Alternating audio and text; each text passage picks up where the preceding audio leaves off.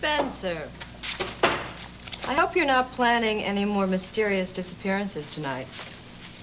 Where have you been? Where have you been rushing off to? All sorts of weird hours, like you're off to a fire or something? Nora, I thought you were supposed to take care of these houseplants. It's some woman, isn't it? Why all the peculiar hours? I know. She's married, isn't she? Oh, Spencer, be careful. You know what you're always telling me about mixing business and pleasure? You shut up. Well, Mrs. Whitney will find out if you keep it up. All right, Spencer, I'm ready. You can bring the car out front. Yes, Does this headband look all right with this dress? Oh, it's lovely, and so are you. Thank you. I haven't worn this dress in months. Oh, it's so special. Yes, well, that's because tonight is very special.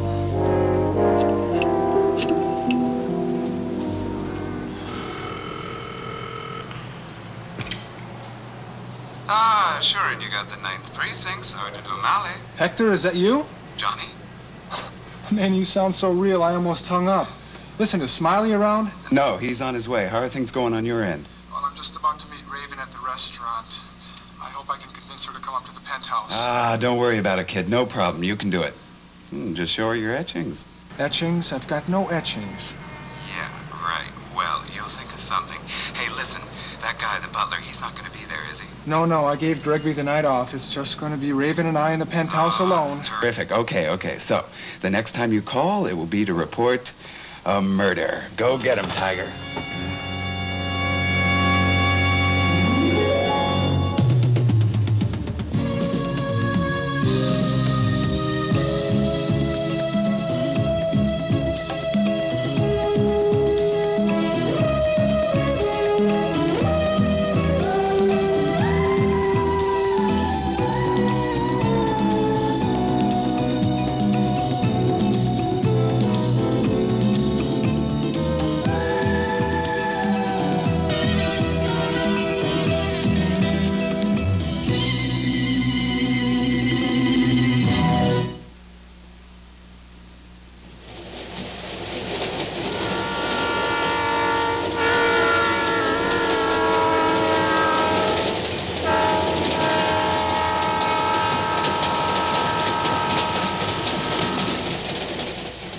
Do you mind if I put it bluntly?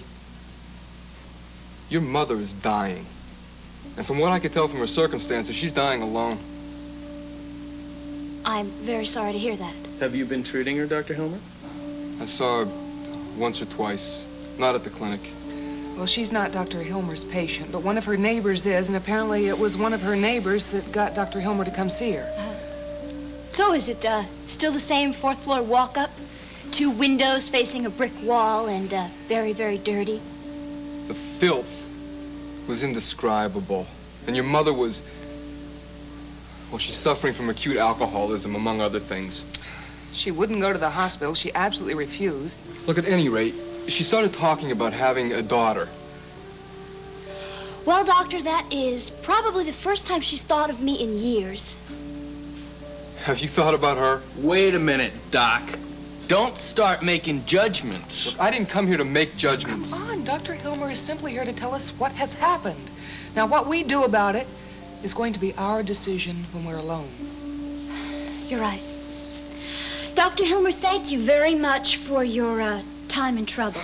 Well, look, if you are going to decide something, you'd better make up your mind soon, because your mother doesn't have much time left.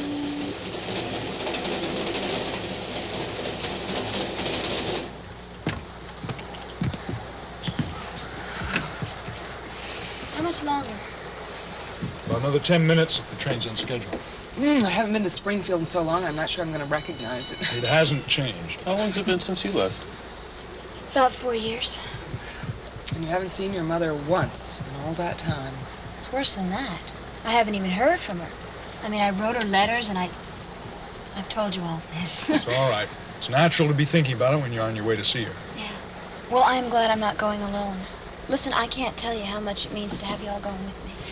I'm still not so sure we should all barge in on your mother at the same time. Oh, no. I don't think that would be wise. We'll just be standing by for moral support. Look, I'd be happy to see her as a physician if she would see me. Oh, thanks, Miles. I really don't know how my mother is going to react to seeing me or anybody else. I just want to warn you, I don't think it's going to be too pleasant. Well, remember what her neighbor, Mrs. Ingersoll, said. Yeah, I know.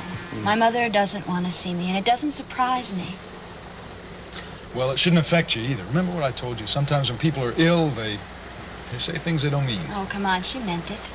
It's just that I still have to try. I just hope there's enough time for that. You know, I called Dr. Hilmer just before we left to check on her condition. And? She's no better, but she's still hanging on. Anyway, he suggested that when we rent the car, we stop by his clinic first. It's only about a block away from your mother's boarding house. Well, I think that sounds like a good idea. I just wonder, what if her mother really means what she says, that she doesn't want to see Jody? Yeah, do I barge right in? Why don't we just face that problem when we come to it, The only thing is I don't want to upset her. It might make her worse. Jody, let's try and be positive about this. She's still your mother. She's going to want to see you. Another thing Dr. Hilmer told me. What's that? Well, it was kind of a peculiar reaction your mother had after we made that first phone call. What was that? Well, apparently, this neighbor of hers, this Mrs. Ingersoll, called Dr. Hilmer, told him that your mother had forced herself out of bed and had begun to burn things. Burn what? I don't have any idea. Papers of some kind, letters or diaries, maybe. They're all ashes now. Strange. What do you think that means? Do you think maybe she was a little, mixed up? Sounds like she was trying to hide something.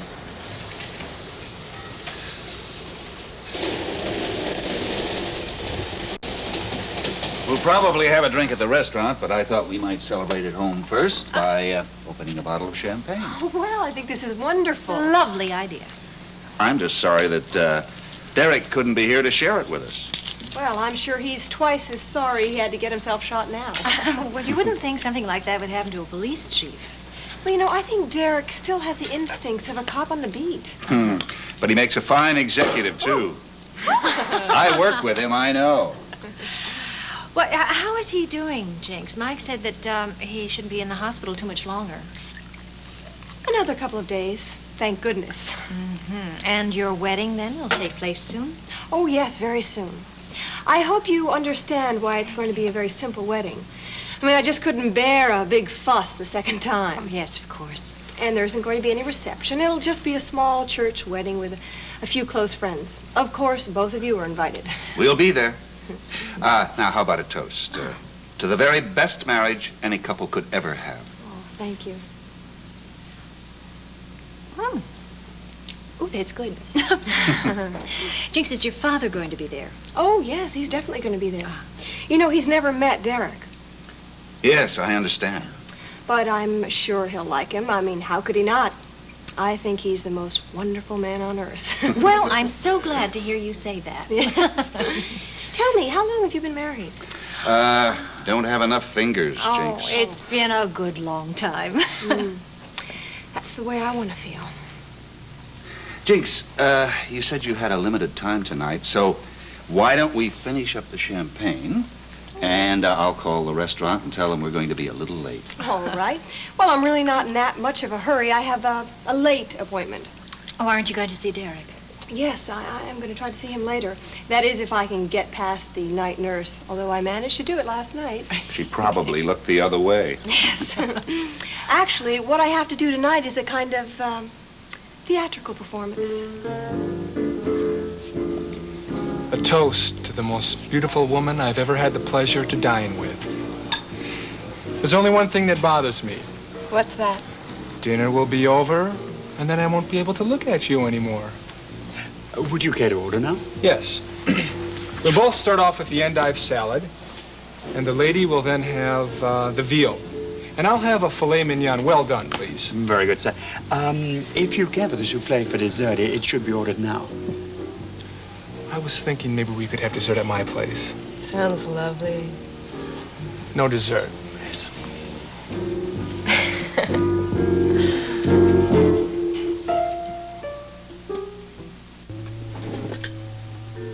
Last year's calendar. A note about Gunther. Ask Gunther to pick up gown at dressmaker's. I loved you, Gunther. Sometimes I can feel you in this room. Your hands touch this and this. Your footsteps are on this same carpet. You were here, occupying the same space I do now. But now you're gone. And I'm occupying all my spaces alone. Are there any calls? No, were you expecting any? I might be. You finished working? I was just updating Mrs. Whitney's address book. She didn't ask me to. I thought of it myself. Very enterprising of you, Nora. Oh, there's not much to do here. I have to invent work. Told you what you could do about that. You could do the cooking. You could perform the maid's duties. Mrs. Whitney wants a confidential secretary. That's all I'm doing for her. Even if you have to keep yourself busy? Yes. Spencer, wait a minute. I wanted to ask you something. What? Yesterday, that young man that was here, Gavin Wiley, What about him? he's the one that shot Gunther, wasn't he? Wrong, Nora. He's the one who thought he shot your precious Gunther. By now, you should know he didn't do it.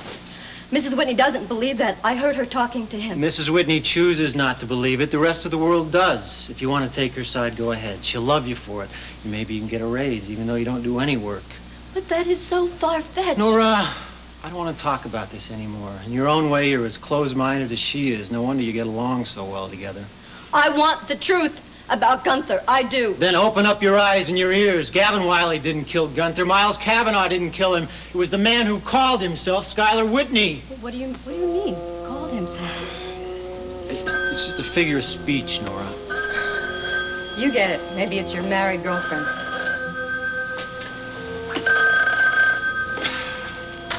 Whitney residence. Spencer, is that you? That's correct. He's gone again. This guy's gone. Well, how did that happen? I went shopping, Spencer. I can't stay in the hotel all day long, and we can't be his jailer. I went out for some groceries, and when I got back, he was gone. Did you ask at the desk? No, the first thing I did was phone you. What are we going to do if he's coming over there to the Whitney house to see Raven Whitney? Let's just hope he doesn't.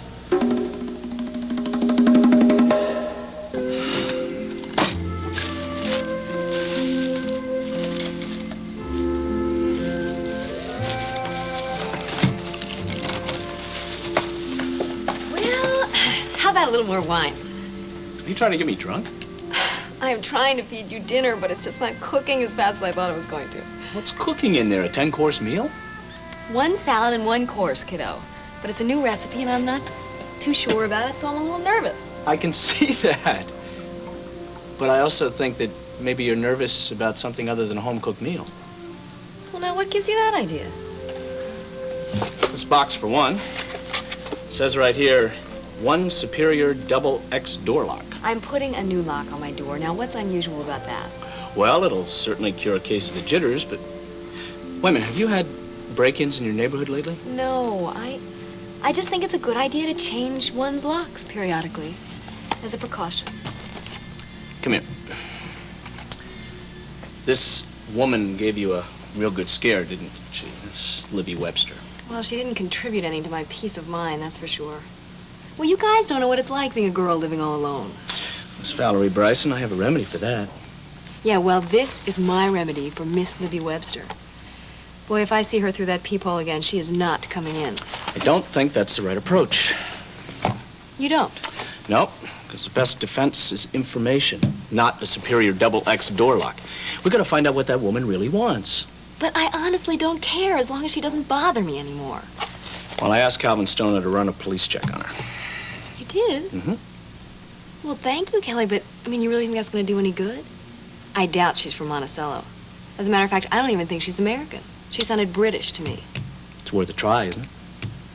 Well, I appreciate your worrying about me. Well, I worry about you more and more. All right, no fooling around with the cook. I gotta go see about this dinner. You are trying to get me drunk. Oh. Wait a minute, pal, seriously. This Libby Webster, she claims that she once knew Sky Whitney? So she claims. Well, then it would follow that somebody else who knew Sky Whitney would also know Libby Webster. Well, maybe. But who do we know who knew Sky that well? His wife, for one. Oh, you're gonna go talk to Raven about another woman in Sky's life? But then there's his aunt, Geraldine Saxon. My boss? Yeah. Maybe I'll talk to both of them.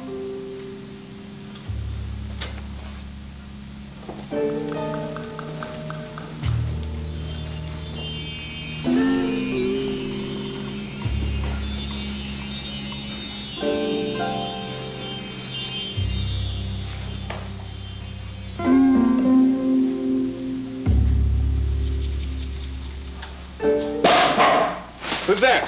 Hi, guys. Oh, hi, guys. How you doing? Will you look at this place? It's fantastic. Yeah. Hey, it looks like a real police station. Cliff, it is a real police station, remember? But it looks even more like one now. Especially with you sitting behind that desk, kiddo. Hey, you think so? You look like a real desk sergeant. Where'd you get that uniform? Yeah, Smiley bought it a couple weeks ago when we thought we were still in business. He picked it up for a song. I didn't know Smiley sang. It's a joke! Yuck, yuck, yuck. I'm beginning to think Smiley can do anything. Oh, you don't know the half of it. We have working phones and an intercom system between them. And this afternoon, Smiley rigged up a fingerprinting outfit and a camera to take mugshots. How do you get all this stuff? Well, we still had some money left in the treasury. Hector, that's Sid's money. We weren't supposed to spend any more of Sid's money. Oh, well, Smiley said it wasn't going to cost very Wait much. a minute. We were supposed to do this cheaply. That's great. You know how much trouble we're in? What are we going to tell Sid happened to her money, huh? This is supposed to be a joke, you know? Well, my brother just likes to do things with style, you know? In style, with other people's money. Well, I hope this scam works. Well, relax, because the first part is working. Johnny is having dinner with Raven right now. Oh, is he really? Yes, and then he's going to bring her up to the penthouse, and then Mrs. Lance Halliday busts in waving her six-shooter. Oh, my gosh. I don't believe we're really going to do this. I don't believe we're doing it either. Well, you just wait and see. In a couple, 3 hours, this phone is going to ring, and it's going to be our man Johnny calling the cops. And that's you, right? Right, except... Does it itch? I don't know. You want to find out? I have to look different from the desk sergeant, you know. You wouldn't have fooled me, Hector. Well, don't worry. I think when Raven Whitney sees Mrs. Lance Halliday laying there dead, she's going to be too shook up to think about any old fake mustache or anything. Besides, Calvin Stoner is going to do all the talking and all the arresting. Boy, if that woman only knew what she's heading for tonight. Alrighty. Now, what are we gonna drink to? How about to dessert?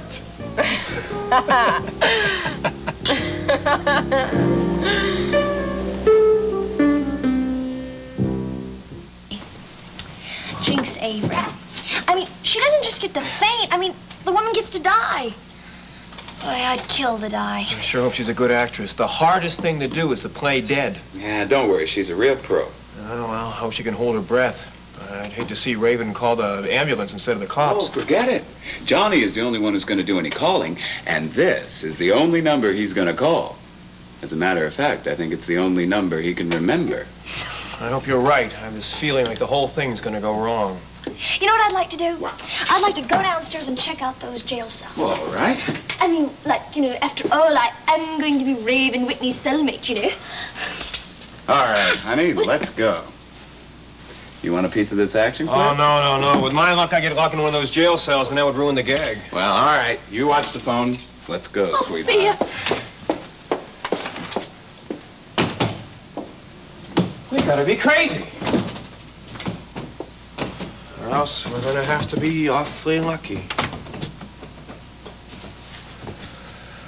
Tell me what is going to happen. Lance, I want to ask you something.